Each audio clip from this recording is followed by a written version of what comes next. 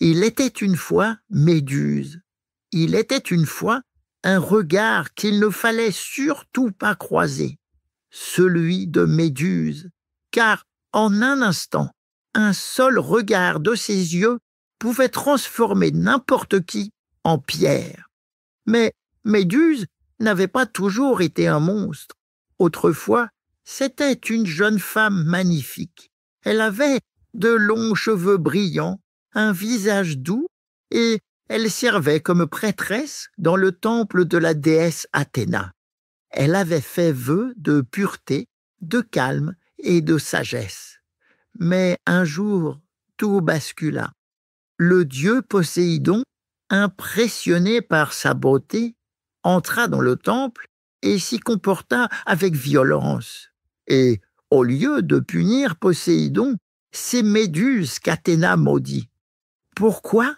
Eh bien, parce qu'elle avait osé laisser une souillure entrer dans le temple, parce qu'elle ne l'avait pas protégée, et, bien sûr, parce que parfois, les dieux étaient injustes.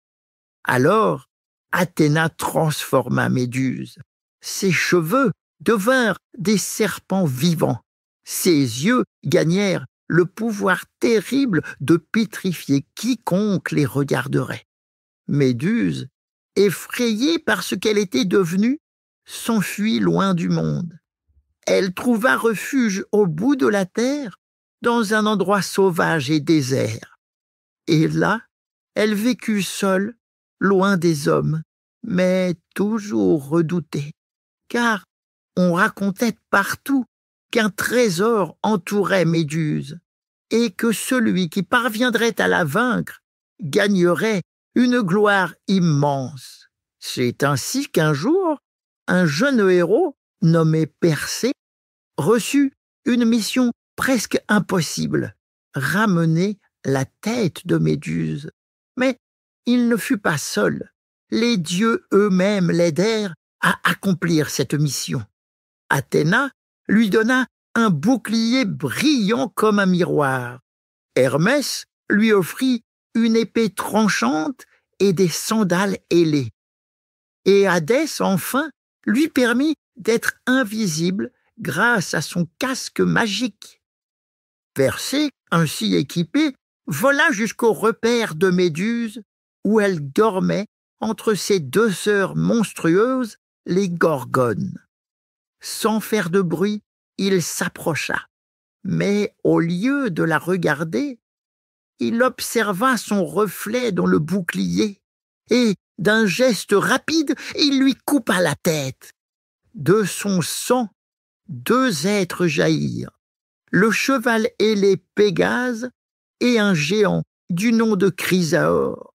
Persée s'envola avec la tête de Méduse dans un sac spécial, et grâce à elle, il réussit plus tard à vaincre des ennemis redoutables, et même à sauver la princesse Andromède. Quant à la tête de Méduse, elle fut offerte à Athéna, qui la fixa sur son bouclier, la Égide, pour effrayer ses ennemis.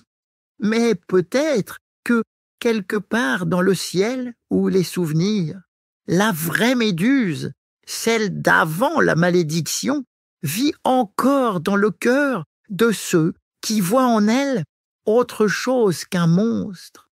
Il était une fois une femme devenue une horrible créature, punie par une faute qu'elle n'avait pas commise, et dont le nom faisait trembler, alors qu'elle voulait simplement être laissée en paix.